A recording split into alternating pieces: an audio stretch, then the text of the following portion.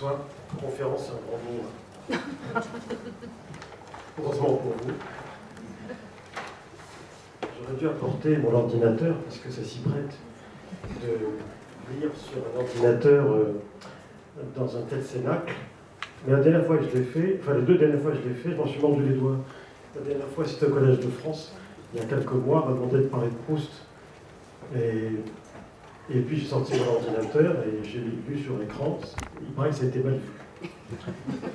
Et puis l'autre fois, c'est quand il y a 2 ans, je suis rentré au jury du concours. On était deux nouveaux, Philippe Claudel et moi. Et au moment où on nous a demandé, alors quels sont ce que vous avez eu cette semaine et ce que vous en pensez.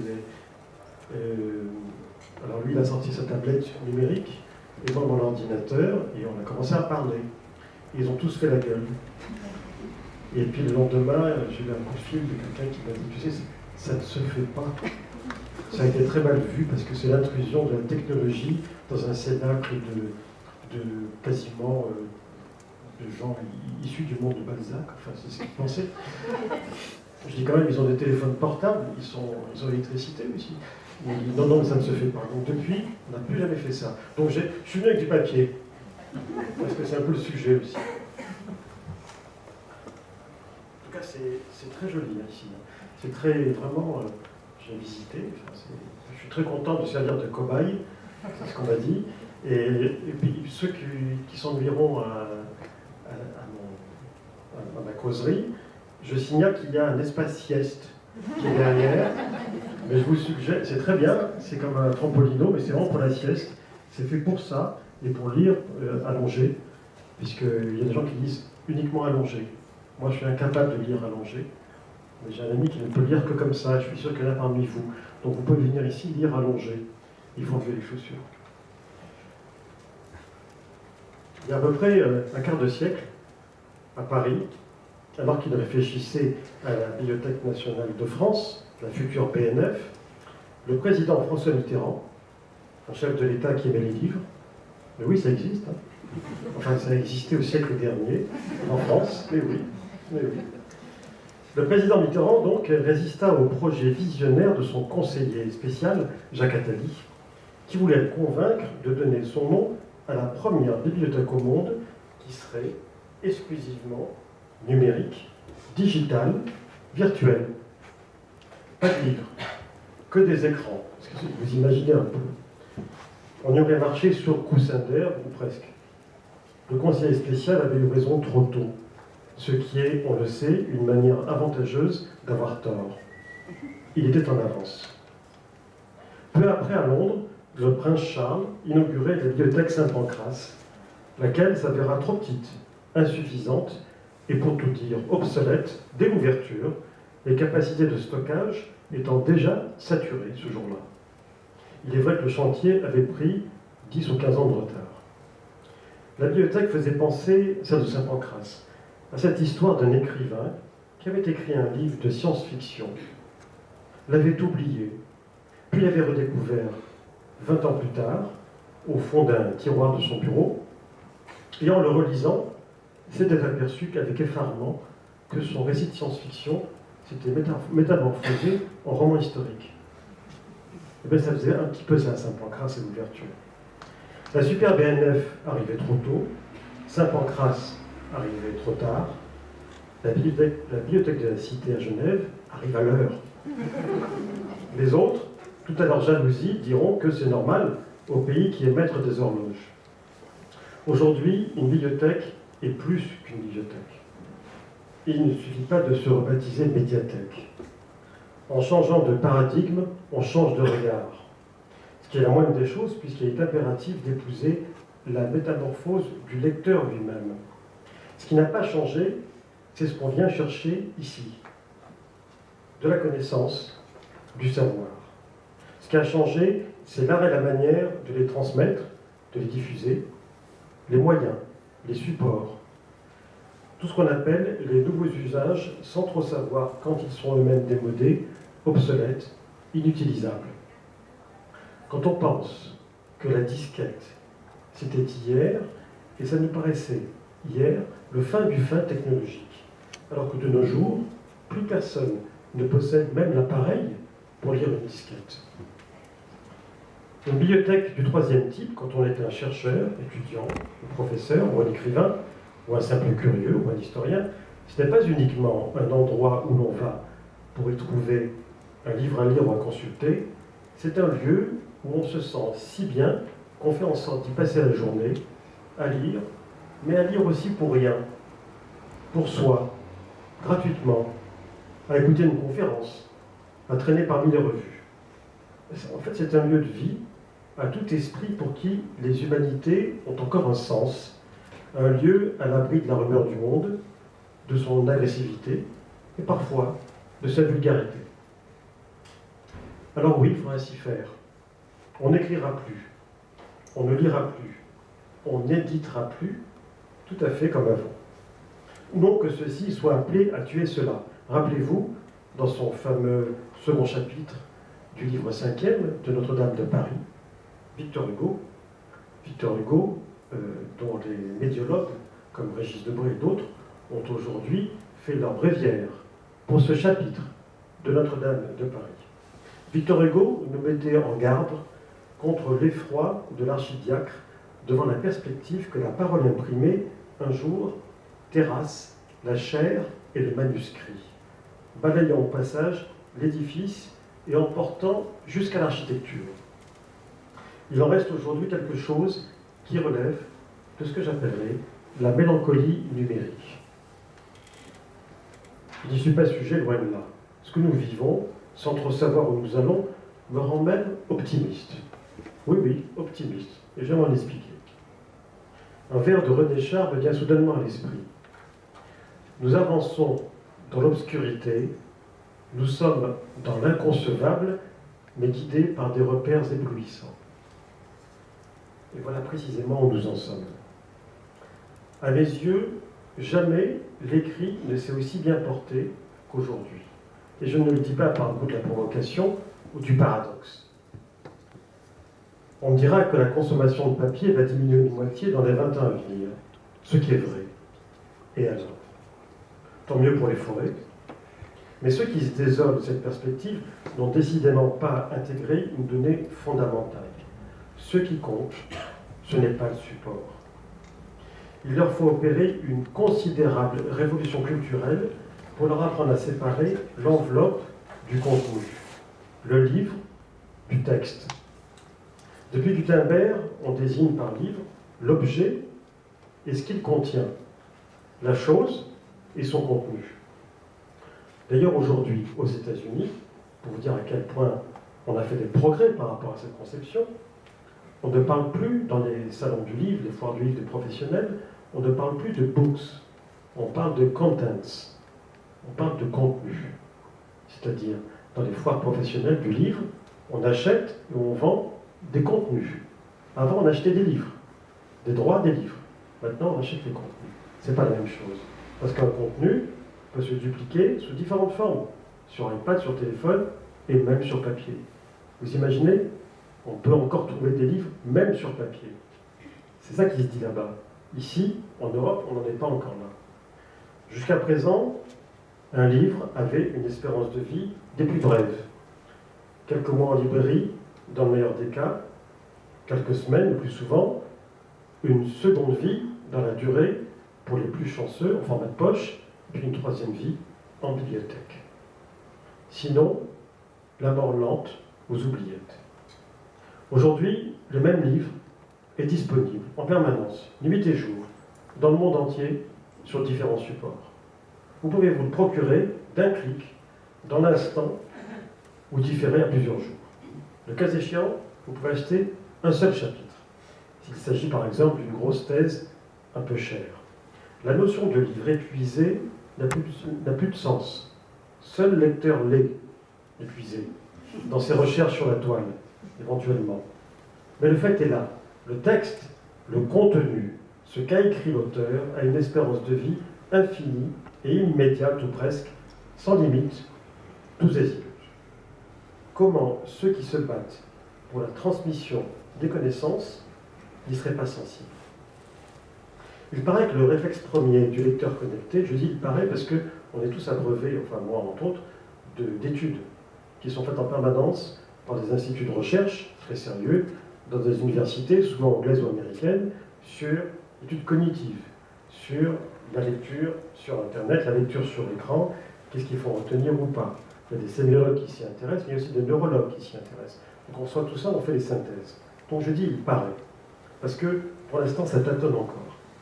Il paraît que le premier réflexe du lecteur connecté consiste à imprimer ce qu'il lit pour se l'approprier vraiment. Moi, je dis que rien n'est moins sûr. Pourquoi? Parce que moi, ça ne me viendrait pas à l'idée un seul instant d'imprimer tout ce que j'ai à lire. Tout ce que j'ai à lire, je le lis sur l'écran, où c'est bien plus pratique de corriger et surtout bien plus pratique de conserver. L'archivage, qui nous concerne tous, pas seulement les chercheurs, pas seulement ceux qui écrivent. L'archivage est tellement plus facile sur un écran, dans un ordinateur, qu'autrement. Donc l'idée d'imprimer, j'en vois qui impriment même leur courrier, tout leur courrier. Je me demande même s'ils n'impriment pas les spams avec. Bon, en tout cas, cet argument il sonne comme une manière de se rassurer sur la persistance de l'ancien régime de l'écrit. La cérémonie de l'adieu au papier, telle qu'elle se manifeste régulièrement sous la plume des meilleurs intellectuels, est un spectacle aussi déchirant qu'anachronique. C'est une perte dont on devine à l'avance les inconsolables. Pourtant, on ne change pas de contenu. On glisse simplement d'un support à l'autre. D'un support ancien et parfois inadapté, salissant, grisâtre, encombrant. Là, je parle des journaux. Les journaux sont salissants, ils sont grisâtres, ils sont encombrants quand ils existent encore. Je fais allusion à la crise des quotidiens en Suisse romande, mais aussi en France, il ne faut pas croire. Tout ça, c'est en train de disparaître au profit de nouveaux supports avec les mêmes contenus. Des supports modernes qui permettent un stockage à l'infini dans une mémoire d'ordinateur, une ergonomie pratique qui autorise la clarté, le grossissement, etc. Cette évolution induit de prime abord une modification des habitudes de lecture. Fragmentation, papillonnement, lecture rapide. Et c'est vrai que ça je le reconnais, c'est plus compliqué de se concentrer sur un écran où il y a différentes choses qui sont ouvertes, où il y a différents appels qui déconcentrent, puisqu'on est appelé de partout. Et encore, nous ici, nous sommes des jeunes adultes, j'allais dire. Pas moi, mais il y a beaucoup de jeunes adultes ici. Je pense aux plus jeunes, à la génération qui est née avec Internet, qui a aujourd'hui 15 ans, 16 ans. Non seulement elle est appelée comme nous par différentes choses, mais elle a de la musique dans les oreilles, au moment où elle écrit, au moment où elle lit, et qu'il y a plusieurs appels de lecture dans différentes fenêtres de l'écran. Comment rester concentré par rapport à ça? S'il est douteux de croire que l'internaute accroché par un texte obéit aussitôt à un réflexe du commandant de l'imprimer, il est très contestable d'assurer que le papier est plus favorable à l'intelligence d'un texte que ne l'est l'écran. Comme si on comprenait mieux ce qu'on lisait sur papier que sur écran. Qu'est-ce qui se perd en réalité dans l'ordre de la compréhension et de l'analyse entre le support matériel et le support immatériel?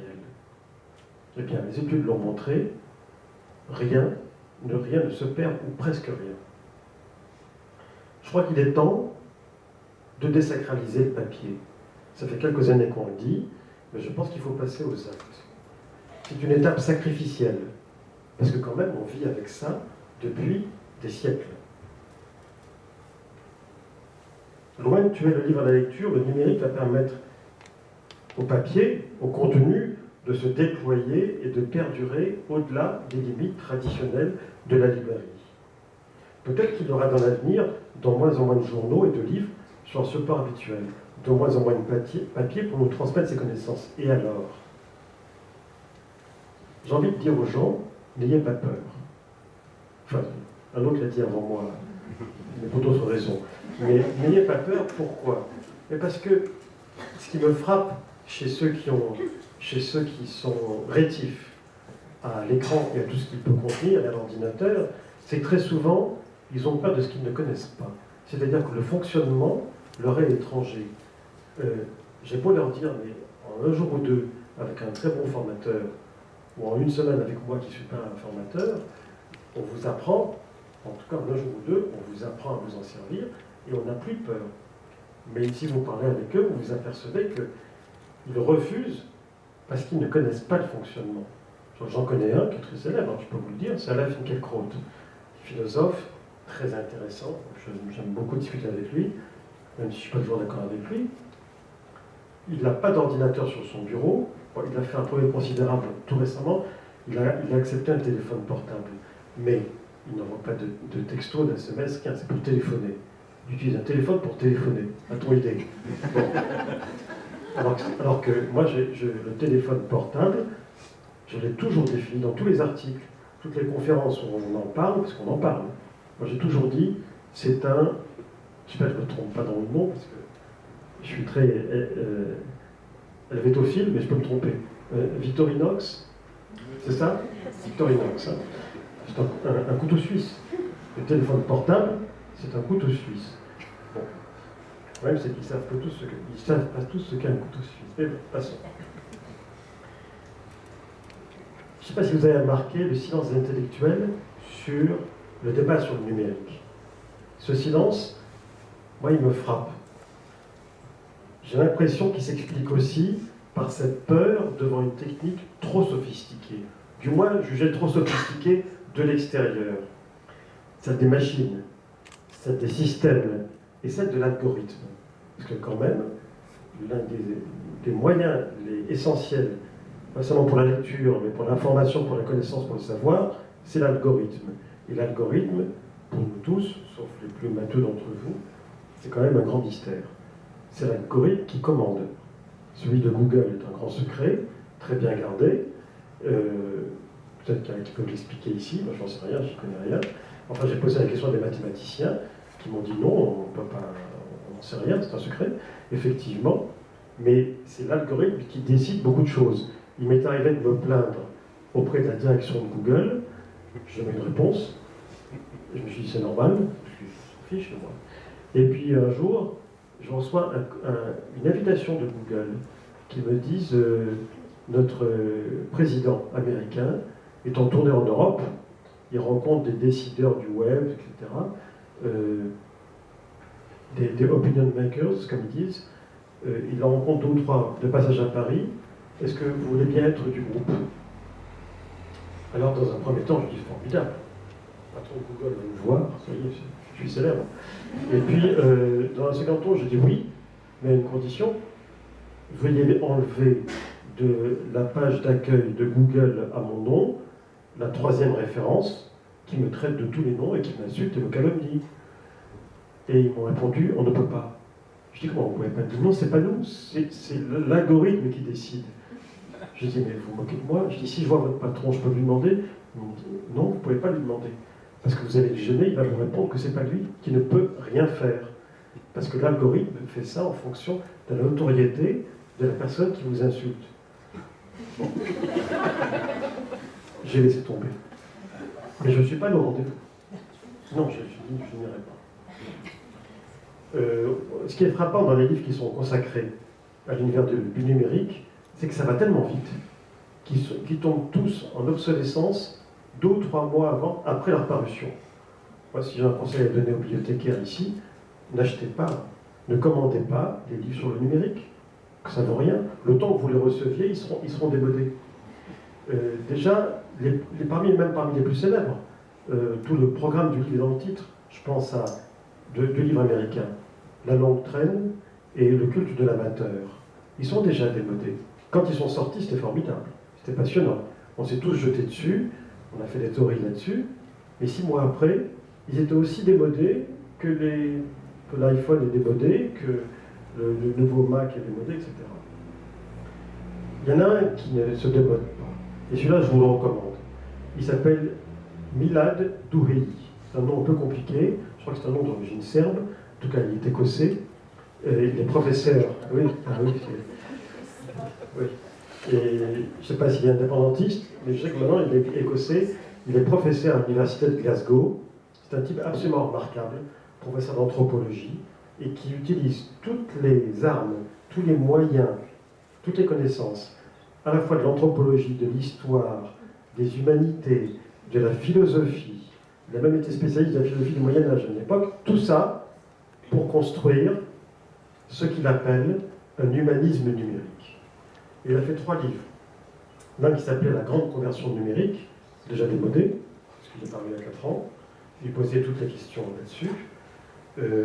Ensuite, il en a fait un deuxième, où il faisait d'ailleurs appel au célèbre Pierre Ménard, qui est une figure inventée par Borges, un apologue qui, dans Fiction de Borges, s'imaginait qu'il allait réécrire le Don Quichotte, son grand livre.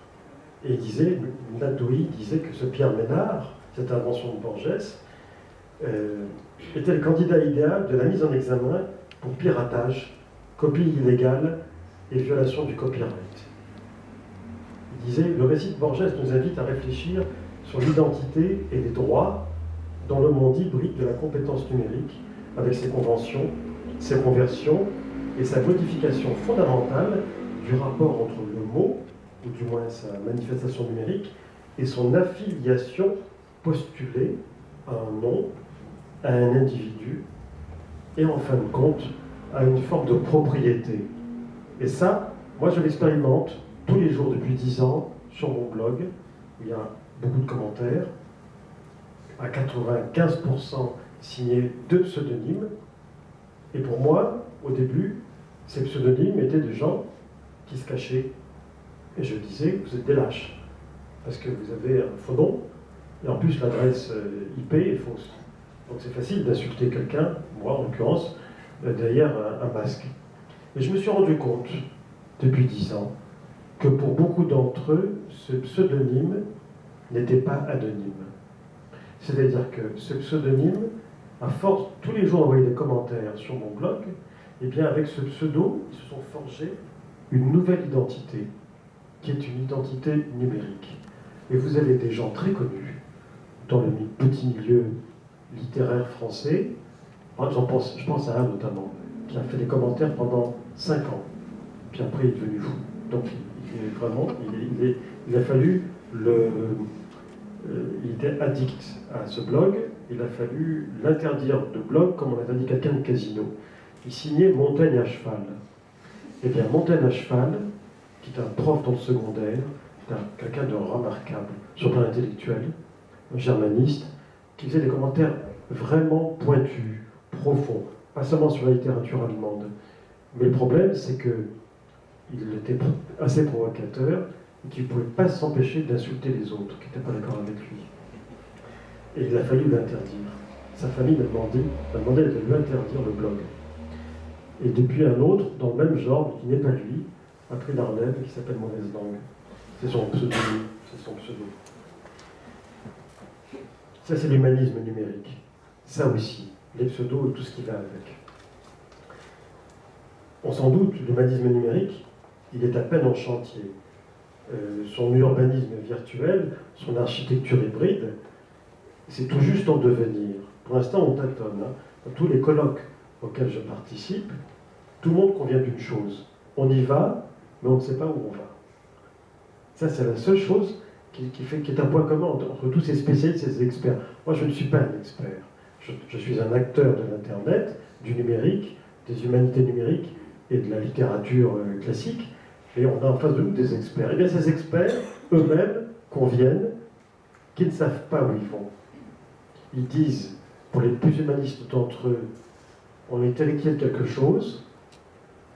Pour les plus cultivés d'entre eux, ils reprennent un mot de René Char, le poète, encore René Char, qui disait, c'est un vers de René Char qui dit « Notre héritage n'est précédé d'aucun testament ». Et ça, c'est assez frappant, parce qu'ils le répètent tous comme si c'était un leitmotiv, quelque chose de très, très précis. Mais ce qui est frappant, c'est qu'ils ne consacrent pas moins leur humanisme à la suite des humanismes décrits par Claude Lévi-Strauss, l'ethnologue, comme si c'était le 4e humanisme. On a connu l'humanisme aristocratique, celui de la Renaissance, on a connu l'humanisme bourgeois, exotique, au XIXe siècle, on a connu l'humanisme démocratique, celui du XXe siècle, et bien maintenant, ce serait au XXIe siècle l'ère de l'humanisme numérique. Il va falloir pour ça s'approprier beaucoup de choses. Reste à savoir si les outils de notre tradition humaniste seront encore opérants sur des supports que leur technologie rend insaisissables, puisque par définition, par essence, ils se dérobent à la fixité dans l'espace et à sa stabilisation dans le temps. Reste encore à imaginer quelle sorte de nouvelles humanités la civilisation numérique s'apprête à créer. Et ça, on n'en sait rien, en tout cas pour l'instant. Pour moi, aujourd'hui, c'est pas en bibliothèque que ça se joue. C'est pas à l'université. C'est au collège et au lycée. Après, c'est trop tard. Je suis prof à Sciences Po, à Paris. J'enseigne l'écriture. En première année, depuis 18 ans, j'enseigne l'écriture du journalisme en master de journalisme en 5e année à Sciences Po. Eh bien, ce que j'aimerais leur enseigner, je vois que c'est trop tard. Et donc, je suis convaincu maintenant que c'est plus jeune. Ce que je voudrais leur enseigner, c'est, moi et l'autre, c'est apprendre à lire sur écran. C'est-à-dire apprendre à lire sur Internet. Internet, c'est un lieu sauvage, extraordinaire, c'est une jungle. Mais quand on ne sait pas lire sur Internet, ce qui est le cas de la plupart, on se fait avoir. Je ne dis pas seulement qu'on se fait piéger, on se fait avoir. C'est un apprentissage. Il y a une étude, une enquête américaine, celle-ci est très intéressante parce qu'elle était pointue, elle était profonde, que je trouvais vraiment bien. Elle a pris comme cobaye des étudiants et leurs profs. Elle les a réunis et elle leur a demandé de lire un site un peu intello, peu importe, sur Internet, de lire un article. Cet article était truffé d'hypertextes et de liens, exprès. À un moment, au bout de 10 minutes, le conférencier leur dit « Maintenant, vous allez aller sur le premier lien. » Puis au bout de 10 minutes, sur le second lien, etc., etc. Un peu ce qu'on appelle l'effet Vachkiri. Hein, vous vous rappelez la Vachkiri? On trouve ça en Suisse, oui, oui, bon. Alors, l'effet Vachkiri. Et puis après, le conférencier se tait. Le directeur de recherche, il se tait et il les laisse lire, tous. Eh bien, ils se sont aperçus que les étudiants, au bout d'une heure, n'étaient pas revenus au texte initial et s'étaient tous perdus dans le labyrinthe de l'hypertexte. Passionnés, parce que ça n'arrête jamais. Parce que quand vous rentrez dans un texte, il vous envoie vers un autre texte. C'est ça la vache qui a dit. Alors que la plupart des profs étaient presque tous, je dis bien presque tous, à 95%, revenus au texte initial. Parce que quand même le point de départ, c'est le texte initial, c'est ça qui les intéressait. Les étudiants s'étaient perdus. Bon, ben ça s'apprend. Ça s'apprend à revenir au texte initial. De même, ça s'apprend à lire sur cette damnation que va vous expliquer bientôt un autre conférencier qui est Wikipédia. N'importe qui ne peut pas lire Wikipédia, or tout le monde le lit. Lire Wikipédia, c'est un apprentissage. Je ne dis pas qu'il faut détruire Wikipédia, pas du tout. C'est là, il faut faire avec, il faut s'en servir. C'est la première référence au monde. Ça a réussi à tuer pas mal d'encyclopédies, de Quid, mais aussi l'Universalis, qui n'existe plus en papier et qui peine à exister autrement qu'en papier. La Britannica qui peine aussi. Et j'espère que les 5 ans à venir ne sont pas jonchés de cadavres de ce côté-là. Mais Wikipédia existe. C'est un énorme succès, énorme. Mais simplement, ce n'est pas la neutralité affichée. C'est impossible. Cette neutralité est très critiquable, pour mille et une raisons. Ce n'est pas le sujet d'en parler, le soir pour en parler. Vous en parlerez avec M. Wikimedia qui vient bientôt, qui est peut-être déjà là. Parce que là, bon, je me tais. On peut en parler, j'adore parler de Wikipédia, du moins entre nous comme ça.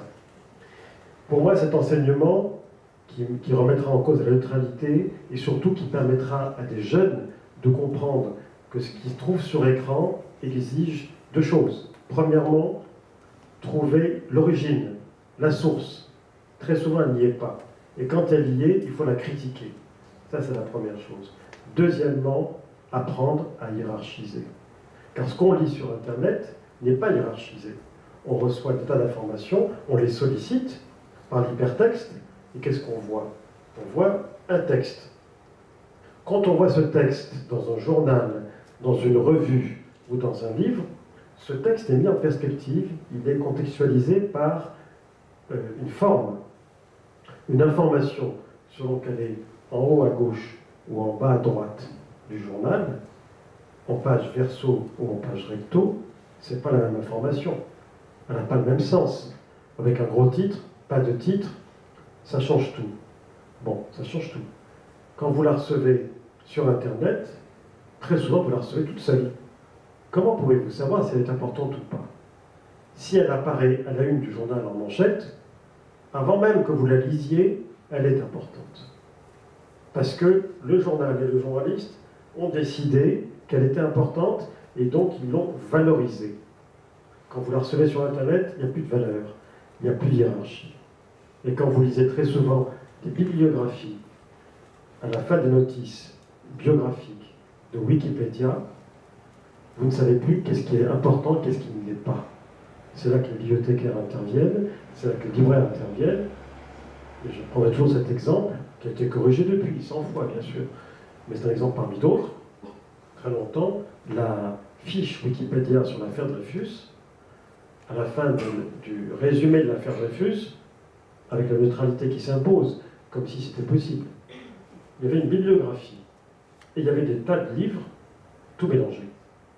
Eh bien, le premier est un livre publié par 2 militaires qui ont été condamnés à l'époque de l'affaire Dreyfus pour avoir contribué au faux, et qui, après la guerre, ont publié dans une maison d'édition monarchiste une défense de l'armée et une attaque de Dreyfus, après le procès.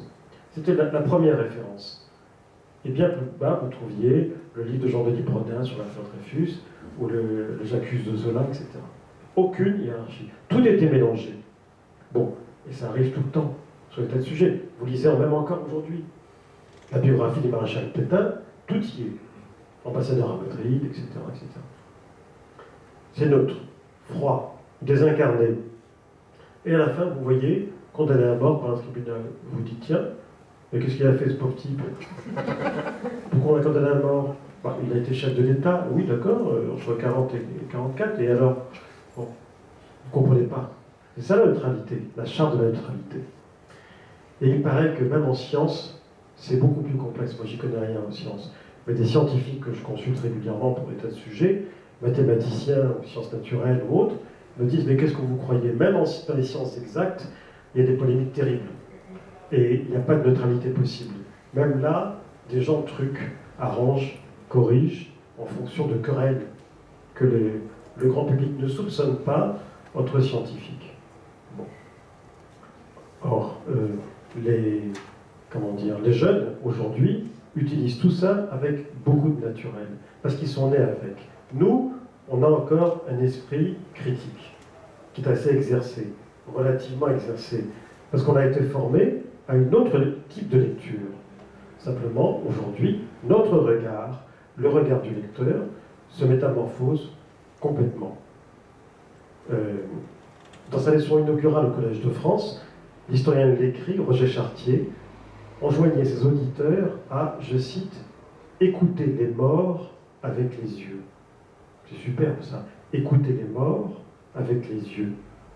Il s'aidait ainsi d'un vers de Quevedo pour bien faire comprendre que le lien ancestral noué entre le texte et le livre était désormais brisé et que l'heure était à une révision urgente de nos mentalités pour tout ce qui touche à l'écrit. C'était il y a 7 ans, ça. Et en 7 ans, je peux vous dire qu'on a fait des progrès. Ça va, je suis pas trop en retard? Vous me dites, madame la directrice. Je peux encore parler? Oui. Faites des gestes, faites des grands gestes. Bon. Je crois qu'il va falloir vraiment prendre l'habitude de perdre nos habitudes, ne plus se laisser aller à décrypter l'âme de l'inconnu en visitant par exemple pour la première fois sa bibliothèque. Moi c'est un réflexe que j'ai partout où je vais. Quand je vais chez quelqu'un, une fois que je dis bonjour quand même, après je vais voir la bibliothèque parce que ça signifie beaucoup de choses. Ça va être difficile maintenant, parce que la bibliothèque elle est dans l'ordinateur. En tout cas la mienne elle est de plus en plus dans l'ordinateur. Pas totalement, j'ai beaucoup de livres, mais elle va être de plus en plus dedans. Donc déjà, quand quelqu'un lit une tablette dans le train entre Paris et Genève, vous ne savez pas ce qu'il lit. c'est très embêtant. Avant, on pouvait épier les lectures des autres. On ne peut plus. Et surtout quand on va chez les gens. Moi, j'ai une double habitude chez les gens. Surtout quand je vais interviewer les gens. Ce qui m'arrive tout le temps. Première habitude, je vais à la bibliothèque. Et la deuxième, je vais aux toilettes. Parce que c'est révélateur. Et je vais donner un exemple. Il y a 20 ans à peu près, j'ai fait une enquête assez politique, plutôt politique, et on m'avait demandé, on m'avait dit, il faut absolument aller voir Jean-Marie Le Pen. Et alors, à l'époque, il était candidat aux européennes. C'était il y a plus de 20 ans. Alors je vais chez Le Pen, à Saint-Cloud, dans son château, là, son manoir, et il me reçoit très gentiment et tout, il me fait visiter son bureau, et là je vois la bibliothèque. Mais il me parle, donc je ne pouvais pas regarder, il parle. Heureusement, le téléphone a sonné. Donc je me suis levé et je suis allé voir la bibliothèque. Et je l'ai détaillé. Et j'ai tout noté pendant qu'il parlait. Et j'en ai tiré quelle conclusion? Je me suis dit, ben voilà, c'est bien ce que je pensais. C'est la bibliothèque d'un homme de droite, tel que je l'imagine. Il y a des classiques, il y a Brasillac, il y a Maurras, et puis il y a tous les livres des gens de l'OAS, de l'époque de l'Algérie française. Je n'ai pas été surpris. Et dans mon portrait de Le Pen, je m'apprêtais à dire, il ressemble à sa caricature et à l'idée qu'on s'en fait dans sa culture. Et puis, une fois qu'il a fini de téléphoner, je me suis rappelé mon second précepte et j'ai demandé, est-ce que je peux aller aux toilettes? Et alors, il m'a dit, oui, c'est au fond à gauche. Donc, je vais aux toilettes et là, surprise. Surprise, les toilettes de Jean-Marie Le Pen, c'est une bibliothèque. Et ils sont tapissés exclusivement de la série noire de Gallimard. Il a toute la collection de la fameuse série noire depuis le tout premier, de l'époque de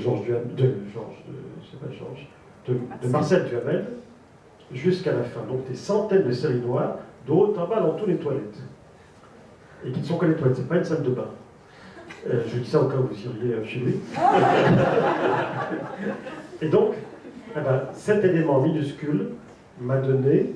Je suis sorti, je lui ai dit, mais vous aimez les polars? Il me dit, c'est ce que je préfère. Il me dit, je passe mon temps à lire des polars, surtout aux toilettes. Je lui ai dit, oui, je m'en suis aperçu.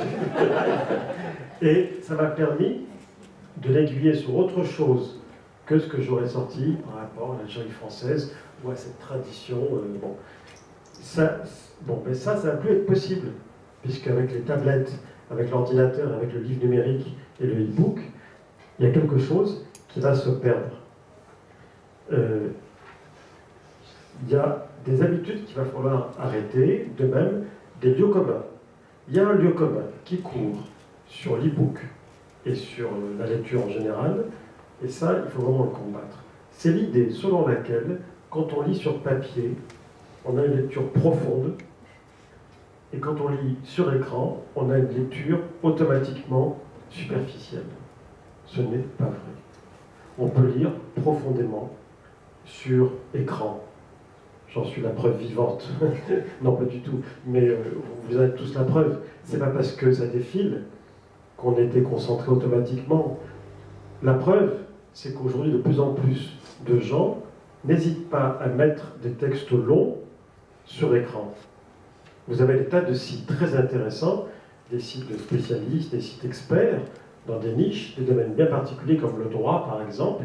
Je pense au blog de Maître Eolas, à Paris, qui est un blog sur le droit, fait par un avocat, qui commente les procès, mais aussi les décisions de justice. Eh bien, il fait des articles, parfois, qui font 5 pages. 5 pages, c'est beaucoup dans un journal. C'est plus long qu'un journal. Eh bien, il est très très lu, il a beaucoup de succès. Les gens n'hésitent plus. Au début, ils hésitaient. Maintenant, ils n'hésitent plus à lire profondément et longuement sur Internet et sur écran. Et puis quoi? Le livre n'a pas le monopole de la profondeur, comme si on pouvait ne pas être superficiel en lisant un livre papier. Enfin, on a tous lu en diagonale. On n'a pas attendu l'Internet pour lire en diagonale. Nos habitudes, elles ont changé, mais pas avec Internet. Ce qui nous a fait changer dans nos habitudes de lecture, c'est un objet qui est bien antérieur, qui est bien plus diabolique. Et je pense à la télécommande.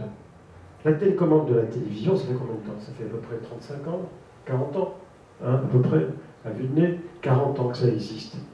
La télécommande a créé quelque chose chez nous qui existait déjà en germe chez nous tous. Mais ça l'a réveillé et ça l'a généralisé. C'est l'impatience. Nous sommes tous, puisque nous sommes tous téléspectateurs, nous sommes tous devenus impatients à cause de la télécommande. C'est-à-dire qu'aujourd'hui, depuis des années déjà, les films pour la télévision ne sont pas faits comme avant. C'est-à-dire qu'il faut qu'il se passe quelque chose au début. Eh bien, j'ai rencontré à 2 reprises, aux États-Unis, 2 créateurs très connus qui m'ont expliqué qu'à cause de la télécommande, ils avaient, il y a 20 ans, depuis 20 ans, modifié leur façon de faire. Martin Scorsese m'a dit, je ne sais pas si vous avez remarqué, Goodfellas, Les Affranchis. Les Affranchis, ça date d'il y a 20 ans à peu près, il m'a dit, les Affranchis, vous n'avez pas remarqué, dans les 5 premières minutes, il y a 20 morts, et dans des conditions atroces. Quand il ouvre une voiture sur l'autoroute, on ouvre une manne, il y a des macabées, avec un couteau ici, le sang, etc. Il me dit, avant, j'aurais attendu une demi-heure. Il me dit, parce que je suis de l'école d'Hitchcock. Dans les films d'Hitchcock, la première moitié du film, il ne se passe rien. Mais ce qui s'appelle rien. Les oiseaux, c'est formidable, les oiseaux. C'est une histoire d'amour sur une île, ils sont heureux, etc. De temps en temps, on voit un oiseau passer. On a partout des oiseaux. Ça dure une demi-heure, et c'est très bien. Mais il ne se passe rien. Et on se dit, tout est bien. Et puis tout d'un coup, il y a un peu plus d'oiseaux. Puis un peu plus. Et puis on les oublie. Et puis tout d'un coup, l'héroïne se retourne, et elle voit des corbeaux partout. Bon, et là ça commence.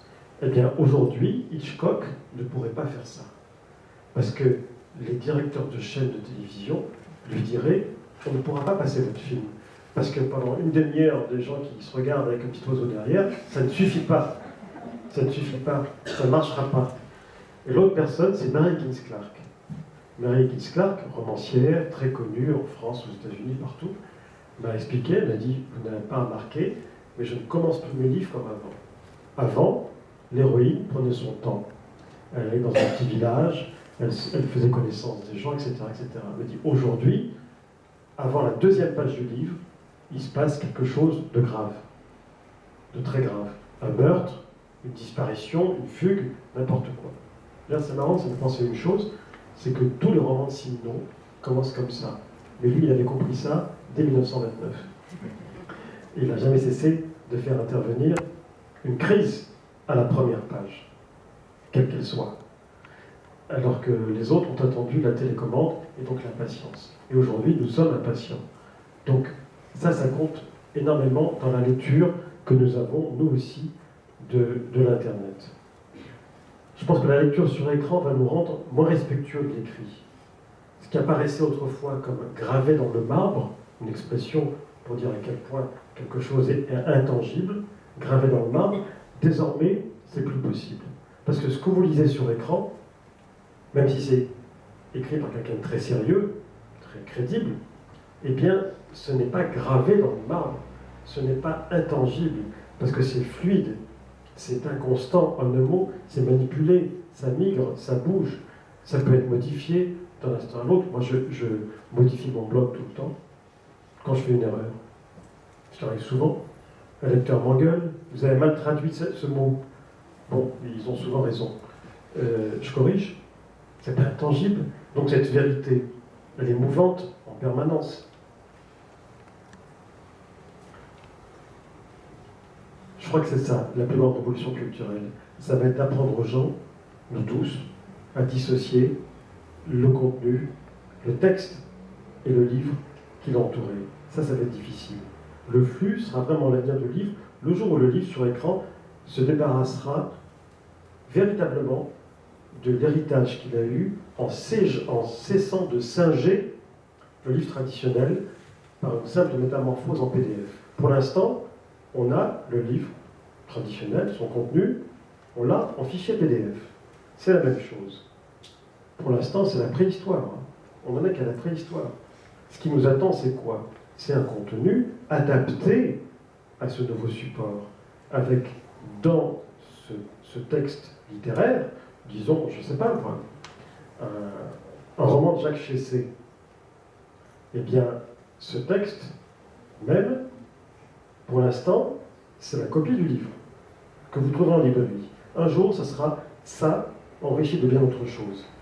Des liens, des images, de l'hypertexte, beaucoup d'autres choses. Peut-être des photos incrustées dedans, qu'on verra apparaître dessus. On ne sera plus dans l'imitation. Actuellement, il y a l'imitation du livre, déjà aussi sur la façon de le lire. On le lit horizontalement en PDF, enfin PDF en numérique. Numérique, on lit horizontalement. On a des pages qui se tournent. Bientôt, on va abandonner cette manière de singer le livre traditionnel et on va véritablement être dans le numérique pour lire des livres, c'est-à-dire que ça sera un ascenseur. On lira en défilé et plus en tournant des pages. Ça va disparaître. Si vous aimez tourner des pages, dépêchez-vous. Profitez-en. Ça va disparaître. Ça sera l'ascenseur pour tout le monde. L'imitation maladroite du tour de page, c'est fini. C'est fini. Et on ne rangera plus, comme on le fait actuellement, ce qui est tout à fait anachronique, ces fichiers dans des imitations de bibliothèques. Même sur Google, c'est une imitation d'une bibliothèque en bois, en plus, en bois. Comme... Moi, je crois qu'il faut faire confiance à ce qu'on appelle la plasticité neuronale des lecteurs. Ils ont beaucoup changé. D'un point de vue neurologique, on le sait, parce que des études ont été faites par des neurologues, il n'y a pas de différence entre les deux lectures, papier et numérique. Il n'y a pas de différence. Simplement, il faut peser les avantages et les inconvénients des uns et des autres. C'est vrai que l'encre électronique permet un meilleur confort visuel. Mais aussi, c'est vrai qu'actuellement, le problème sur écran, c'est que la navigation sur écran perturbe la mémoire spatiale et ne permet pas de se souvenir de la place d'un mot ou de la place d'une phrase, non seulement dans une page, mais dans un support d'information. Autrement dit, si vous lisez une information dans le temps, papier, si vous lisez bien, vous vous rappelez 1. Que vous l'avez lu dans le temps, 2. Que vous l'avez lu page 3, 4. Que c'était à la page de la politique intérieure, et 5. Que c'était important parce que c'était en haut. Si vous lisez sur écran, vous ne vous rappelez de rien. Il y a de fortes chances que vous n'avez pas hiérarchisé, parce que ce n'est pas hiérarchisé, mais surtout, vous ne vous souvenez même pas où vous l'avez lu. Qui l'a envoyé, d'où ça venait. Vous ne savez pas si c'est le Temps ou un autre journal. Et ça, actuellement, c'est un problème, c'est vrai. Aujourd'hui, c'est l'handicap de la lecture sur écran. On n'arrive pas à mémoriser, à avoir une mémoire spatiale. Et on ne peut pas le retrouver. Mais ça va changer. Ça va sûrement s'arranger. Pour compenser cette perte, il va falloir que les inventeurs de nos supports de demain trouvent le moyen d'associer le corps à la lecture numérique. Car on ne lit pas qu'avec les yeux et le cerveau, on lit aussi avec son corps, avec ses mains, avec ce qu'on touche. Le problème, c'est que c'est immatériel. Comment est-ce que le corps va faire avec l'immatériel? C'est pas évident. Donc l'hypertexte est très très efficace, mais ce n'est pas non plus l'idéal pour se souvenir. Alors, moi je dis, pour terminer, j'ai envie de dire, ne dites pas trop vite, c'est la faute à l'écran. Gardez-vous de trouver des boucs émissaires trop faciles et trop évidents. Ça ne sert à rien de diaboliser le livre numérique. Ce n'est pas lui qui tuera le livre papier, mais c'est l'exode, la migration des talents vers d'autres formes d'expression multimédia et non plus textuelles. C'est-à-dire que les gens qui écrivaient des livres, je pense à des jeunes, notamment des jeunes auteurs, de plus en plus aujourd'hui, si le livre perd de sa force, de son autorité, eh bien, ils vont aller écrire toujours, mais ailleurs. Ils vont écrire pour des séries télévisées, parce que c'est là que ça se passe. C'est plus au cinéma, c'est dans les séries télévisées. Si on a des histoires à faire passer, c'est ça qu'il faut faire. Ils vont écrire peut-être pour des web documentaires, peut-être qu'ils vont écrire pour d'autres choses, mais plus pour le livre. Donc le danger qui guette le livre, c'est ça. De même, ce n'est pas en diabolisant Amazon qu'on fera vivre des librairies. Bien sûr, cette concurrence gigantesque leur pose un problème, c'est évident. Mais ce qui tue les librairies, d'abord et avant tout, c'est la hausse du montant des baux commerciaux. Castella, la plus ancienne librairie de Toulouse, sur la place du Capitole, a fermé à cause de ça. La grande librairie des Puffs, place de la Sorbonne à Paris, pareil. Et en ce moment même, on fait du lobbying et on s'agite en coulisses.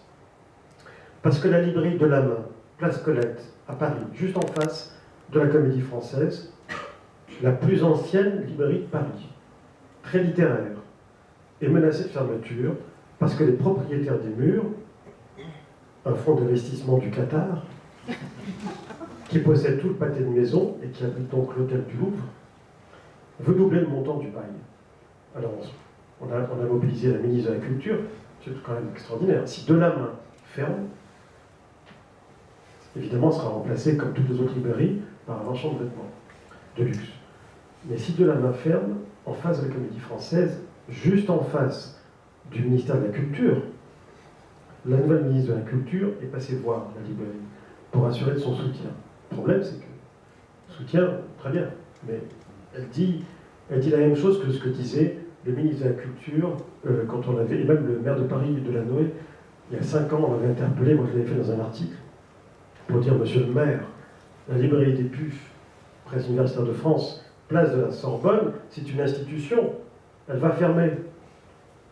On avait répondu, j'en suis désolé, c'est désolant, parce que c'est un symbole, mais c'est une affaire privée, c'est du droit privé, c'est du commerce, je ne peux rien faire.